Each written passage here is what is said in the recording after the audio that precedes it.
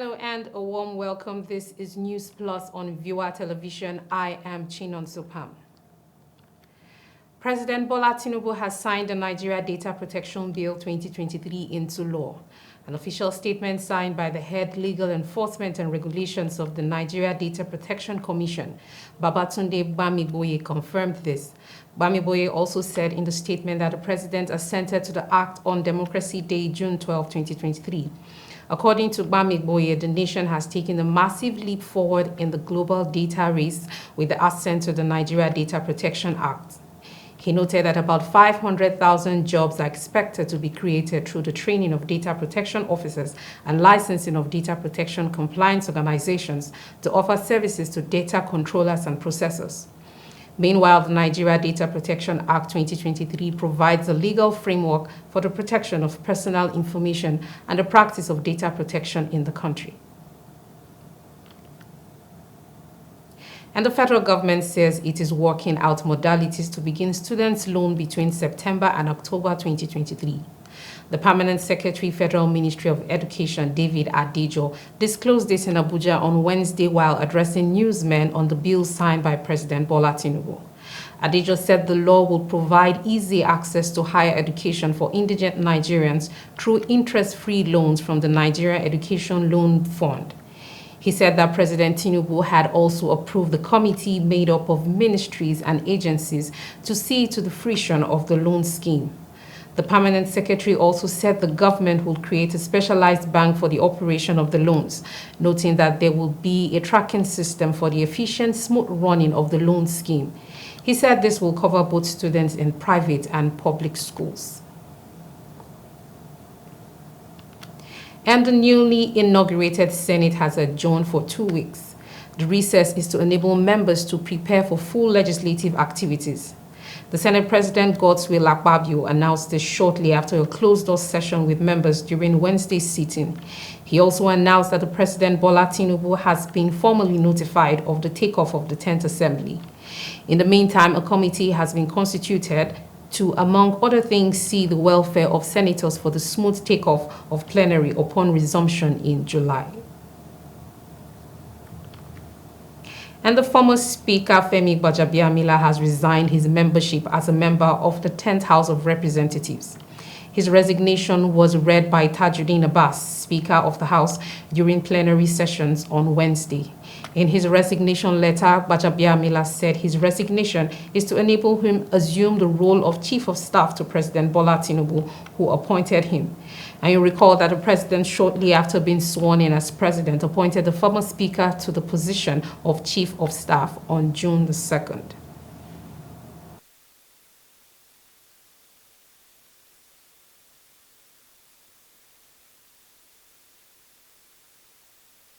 As you are aware, the President of the Federal Republic of Nigeria, His Excellency Asiwaju Bola Ahmed Tinubu, GCFR, has asked that I join his administration as Chief of Staff in the presidency.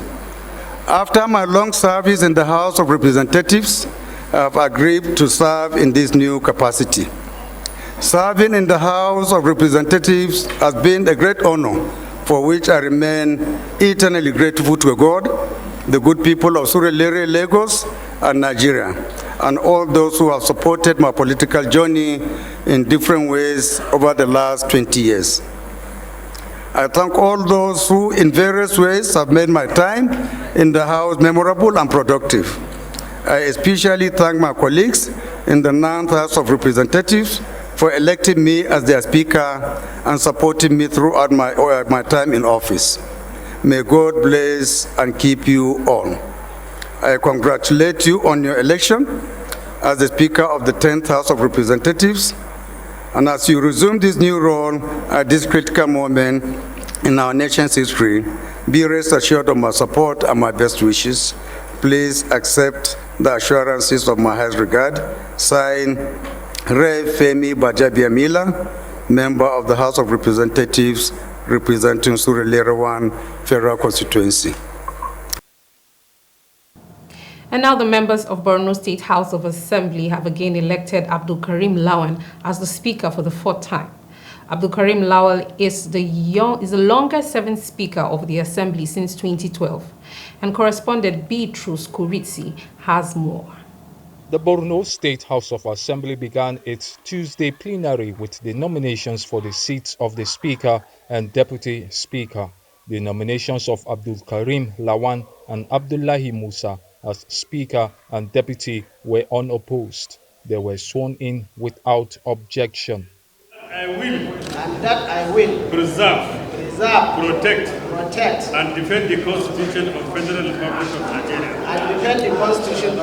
Republic of Nigeria. So help me God. The Speaker, Abdul Karim Lawan, said he will focus on agriculture, education, security, health, among others. He added that the legislature will work with the state government for the development of the state. To achieve those goals, we will ensure all legal appropriate laws are passed toward ensuring good governance.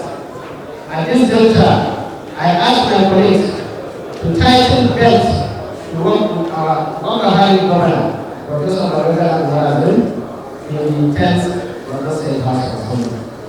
The 10th Borno State House of Assembly will do all within its power to see that conditions of service are improved, open and staff welfare is given top priority.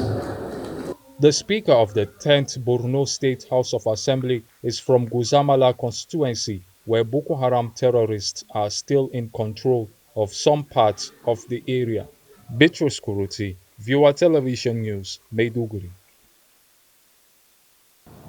And the Gombe State 7th Assembly has been inaugurated following the expiration of the 6th Assembly. The inauguration ceremony, which saw the election of key officers to pilot the affair of the 7th Assembly, was hugely attended by supporters of elected members from the 24 constituencies of the state. Now, correspondent Christopher Luca was at the inauguration, and now he has to report. The entry of the clerk to the Gombe State House of Assembly marks the commencement of today's proceedings.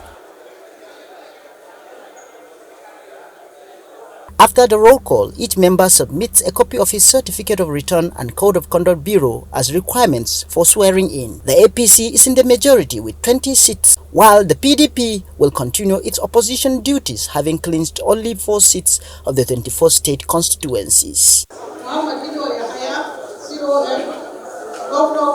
The clerk reads the governor's declaration marking the inauguration of the 7th Assembly and subsequently conducts the nomination of Speaker and Deputy Speaker for the 7th Assembly.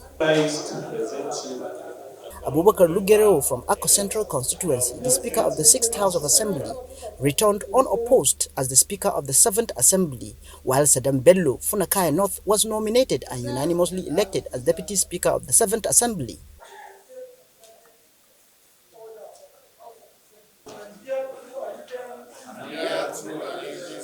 The Speaker gives a speech and later conducts the election of other principal officers. Then the House adjourns.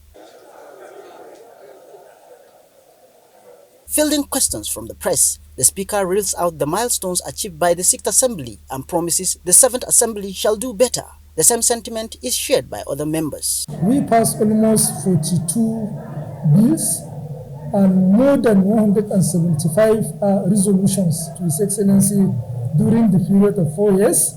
And I'm sure with their support and cooperation, more especially with the presence of this vibrant Deputy Speaker behind me, I'm sure we're going to do more and more.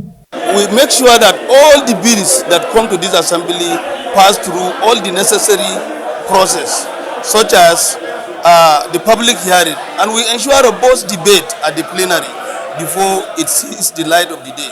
They also debunk allegations of being a rubber stamp 6th Assembly. Rubber stamp means garbage in, garbage out.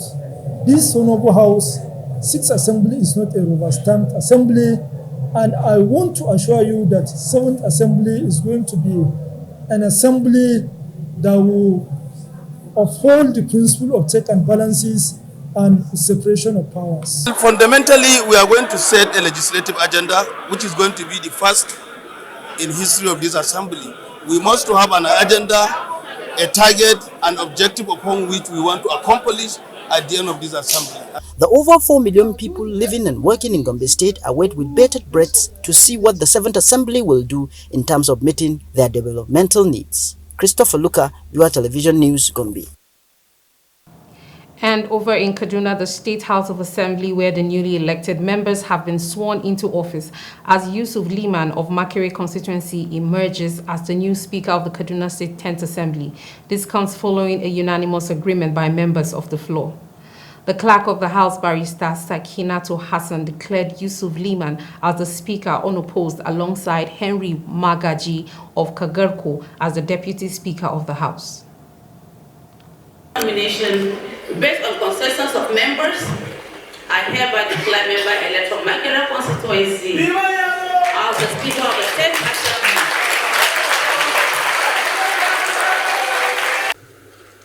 I humbly accept this esteemed position of Speaker of the Honorable House with profound gratitude to Allah subhanahu wa ta'ala and a deep sense of responsibility. My unwavering commitment is to foster unity with this esteemed institution and champion principle of good governance that prioritize the well-being of every legislative and staff member.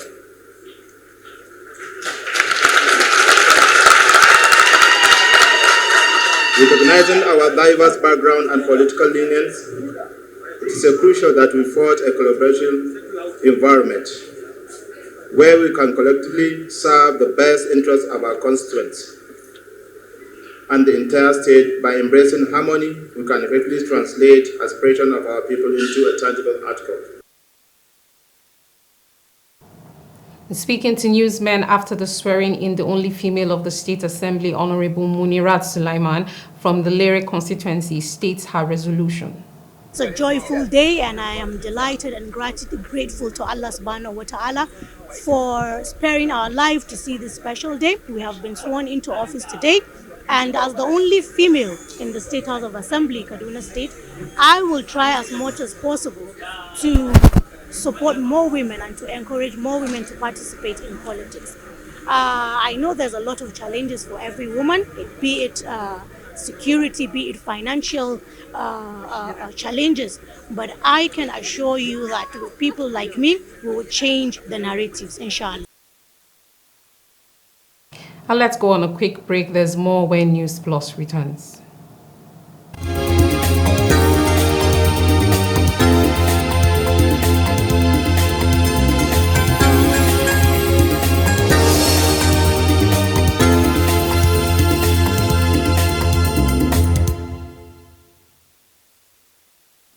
In this 21st century, where all the information we need is now in the palm of our hands. News from around the world, entertainment, celebrity gossip, sports, and much more.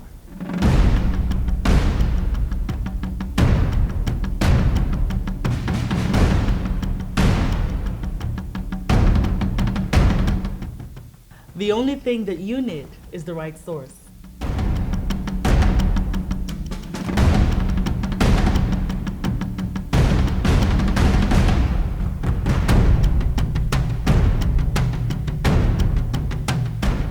Viewer TV is now on the go. Simply check us out on our social media pages on Facebook, Instagram, YouTube, and Twitter for all the information you need.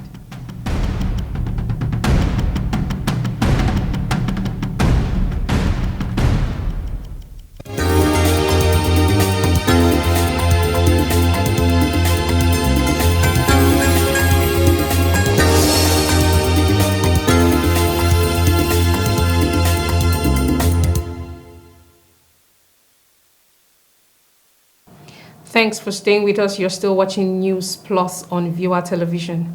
And now the Commandant, Armed Forces Command and Staff College, Air Vice Marshal Emmanuel Wuna says the involvement of local dwellers is a critical aspect of the fight against insecurity in the country.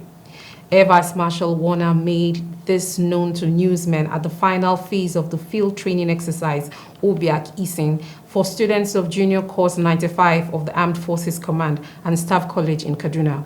While the armed forces are all about operations, local dwellers also form a basic part of the successes achieved by the military through information dissemination. Hence the need for the distribution of palliative and medical outreach by the college to their neighboring communities. There's a collaborative effort that everybody is a stakeholder. So we'll carry out civil-military relationship, we'll carry out civil-military in cooperation to achieving these objectives. So what we've done for our immediate host community is to get them to actually key in, to get the buy-in to whatever thing else we're doing here. By and large, we'll have a very harmonious and a conducive learning environment, environment for the conduct of our trainings and everything like that. And we felt this was also an opportunity to simulate that alongside with the conduct of this exercise. That we carry out some relief materials. Out there in the field, we call it actually how to get towards winning hearts and minds. And I must acknowledge that training at sites, that the environment within this cantonment and its surrounding environment had been threatened. It's not as safe, as peaceful as it used to be in past years. So we're also leveraging their presence in here to give us credible intelligence, which of course will be here as a corps commander, who happens to be the chairman of the Jaji Military Cantonment Security Outfit, that we should get those credible intelligence early enough to enable us out on them. All towards the betterment of everybody, both we here and them who are also the host communities. Among the host community that benefited from the medical outreach and palliative include Wusonu, Anguan Laya, and the General Igaba local government area of Kaduna State. And in Plateau State, Moses Sule of Mekang State Constituency has emerged the 10th Speaker of Plateau State House of Assembly, while from Godson of Jos South Constituency as Deputy. And our correspondent Nasiru Saidu from Jos tells us more. This sitting is for the start of the 10th Assembly in Plateau State, with elected members seated representing various constituents. A quick nomination was done for the position of the Speaker and Deputy Speaker. Honorable Moses Sule emerged as the Speaker, while Honorable From Godson emerged as the Deputy Speaker. I, Moses Thomas Sule, faithful and bear true allegiance. That I will faithful and bear true allegiance. The Speaker immediately kick-started his first official duty, leading the elected members to take the oath of office. We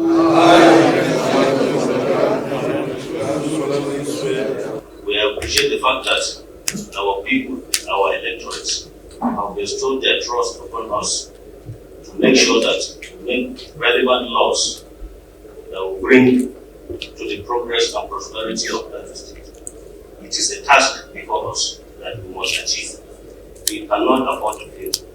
And thereby urge all of us, members of the 10th Assembly of Plateau State, please let us synergize with the executive and the judicial arm of government so that the work will be easier for us, so that we achieve one common objective and policy of the state for the goodness and the welfare of our people. And I call all of us to put our hands together and our heads together. Let's put our hands on the table so that we know how to stop this monstrous animals that is encouraging our state. For us to prosper, for us to progress, we must have peace. Peace is sacrosanct. So if we don't have peace, there will be no development, there will be no progress, and there will be no prosperity. With the emergence of the new Speaker of the 10th Assembly, the people of Plateau State look forward to laws that will bring the needed growth and development in the state. Nasru Seidu, Viewer TV News, Jos. And still in Plateau State, our reporters cited a chaotic situation at Jos South local government with people trying to gain access. This comes following the suspension of the local government chairman by Governor Caleb Mofwang and the swearing in of the transition committee chairman across the 17 local government areas of the state. The suspended chairman of Jos South, Gideon Danderang, insisted he remain chairman until his tenure elapsed. And our correspondent Nasiru Saidu spoke with Gideon amidst the chaotic situation in Jos South local government headquarters. And now the reports. Security personnel prevent people from gaining access to the building from the gate of the local government headquarters. Inside the office building is a chaotic situation with people trying to gain access to the chairman's office. I managed to gain entrance to the office. Honorable Gideon Danderang was already seated amidst noisy crowds, most of them asking him to vacate the office with his supporters insisting he remains the chairman. Honorable Gideon maintained that he remained the executive chairman until his tenure expires. We are living in a country governed by rules and regulations. I'm a product of the law. This is democracy. I report based on the injunction granted by the court that I should return back to office, and here I have returned. Let me say it point blank. We are doing this to protect democracy. I am a son of nobody, and I stand on that mandate that the son of nobody must be somebody in this country. I don't care what people are saying. Let them kill me. There is no problem. But I'm here. My tenure elapsed on the 11th of October, 2024. From this chaotic situation, only time will tell who will eventually control the affairs of Jos South local government area. Nasru Seidu, VOA TV News, Jos. And the Taraba State Governor, Dr. Agu Kefas, has stated that his administration is going to harness the potential of the youth and channel them towards sustainable economic growth, prosperity, and security of the state. The governor made statement at the gym hall of the Jalingo Stadium, Jalingo, Taraba State Capital, while declaring open the first Taraba Youth Economic and Security Summit. The governor, while delivering his speech, said this is the first time in the history of Taraba State that a summit is put together by the state government for youth, economic development and security to chart a new course for the growth and development of the state. The summit, which will run for 3 days, had the theme of harvesting the potential in our youth, repositioning Taraba State to prosperity and securing our people. Declaring the summit open, the state governor, Dr. Kefas Agu, said it was a significant milestone in the journey of the state to a prosperous entity. According to the governor, the program is also a platform for the exchange of ideas and meaningful dialogue for the solution to challenges confronting the state. This summit is a testament to our belief in the power of collaboration and dialogue. It provides us with a unique platform to engage in a meaningful conversation, share ideas, and also develop innovative solution to the challenges that we face. He said the state is blessed with vibrant youth full of energy and potential and expressed the readiness of his administration to harness to the fullest the potential of the youth for the socio-economic prosperity of the state. Dr. Abu Kefas added that the summit will create an enabling environment that fosters entrepreneurship and vocations to equip the youth with the necessary tools to succeed, to make job creators and not seekers. He reiterated that security is a formidable pillar of development and that his government will collaborate with critical stakeholders to address the root cause of insecurity to promote peaceful coexistence. Other areas of investment the governor mentioned includes agriculture, tourism, education and health to create a conducive environment for investors to come to the state. The governor noted that all recommendations from the summit will be fully implemented and that the next summit will be for youth empowerment. We're going to move to the next level of the summit, which will be empowering Taraba youth for economic growth and security. The program features various paper presentations from various resource persons. Participants at the meeting were selected from various local government areas of the state. The summit was attended by the State Deputy Governor, Alhaj Aminu Alkali, Secretary to the Government of Taraba State, Chief of Staff of the Government House, Speaker and members of the State House of Assembly, among others. The summit will round off on Thursday, 15th June 2023. Linda Guana, VOA TV News, Jalingo.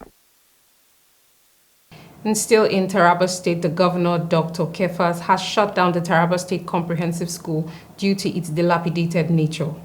The governor made a declaration when he paid an unscheduled visit to 2 government schools of the state.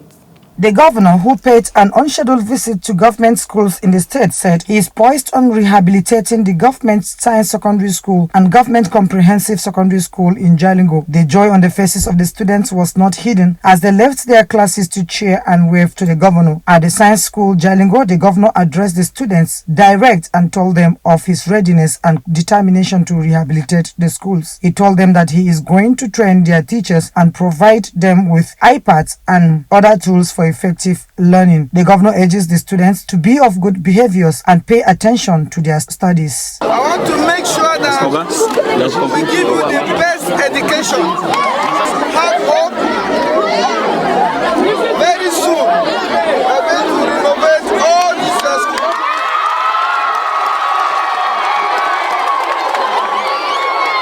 Train your teachers. We give you iPad. From Government Science Secondary School, the governor proceeded to Government Comprehensive School, Jalingo. At the school, the governor was conducted round the dilapidated structures of the school by the principal. On the state of the comprehensive school and lack of facilities, the governor directed that the school should be closed down to give room for the remodeling of the school. Earlier last week, I made a declaration, state of emergency on education.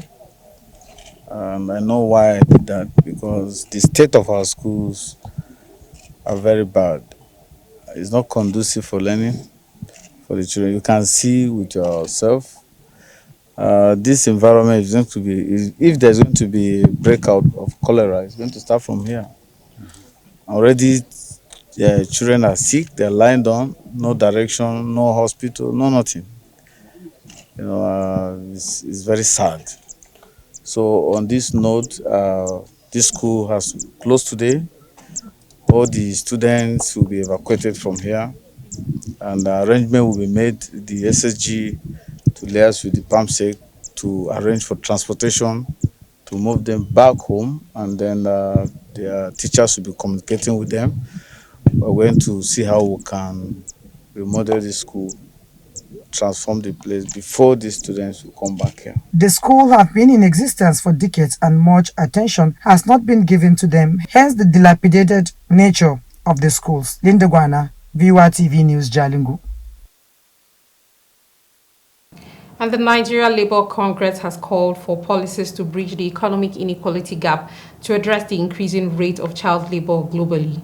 Joe Ajaero, NLC president, made the call on Wednesday while addressing journalists at the ongoing 11th session of the International Labour Conference. In Geneva, Switzerland, Ajaero was reacting to the address delivered by the Director General of the International Labour Organization, Gilbert Hungwa, as the organization marked Child Labour Day on June 12th.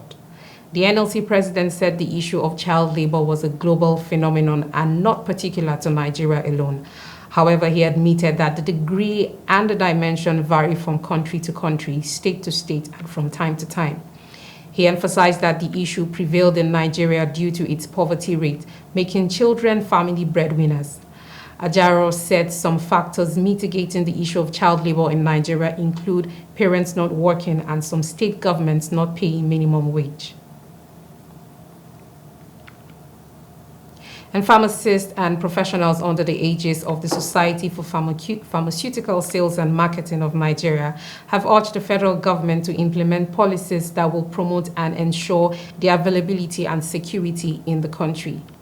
The call by the pharmaceutical marketers came ahead of the society's forthcoming induction ceremony and fellows investiture scheduled for Thursday in Lagos, which they described as a significant milestone for them. President of the society, Tunde Oyeniran, in a statement said the government should prioritize drug security by adopting policies that will provide an enabling business environment for indigenous manufacturing of raw materials for local production of medicines. He noted that the country's pharma industry is faced with enormous challenges ranging from inadequate infrastructure, low capacity, less funding and patronage from the government and donor agencies, as well as a high cost of production and an unfriendly environment. According to him, pharmaceutical marketers play a role in improving healthcare professionals' knowledge of drugs and thus helping to minimize medication errors while promoting safe drug practices.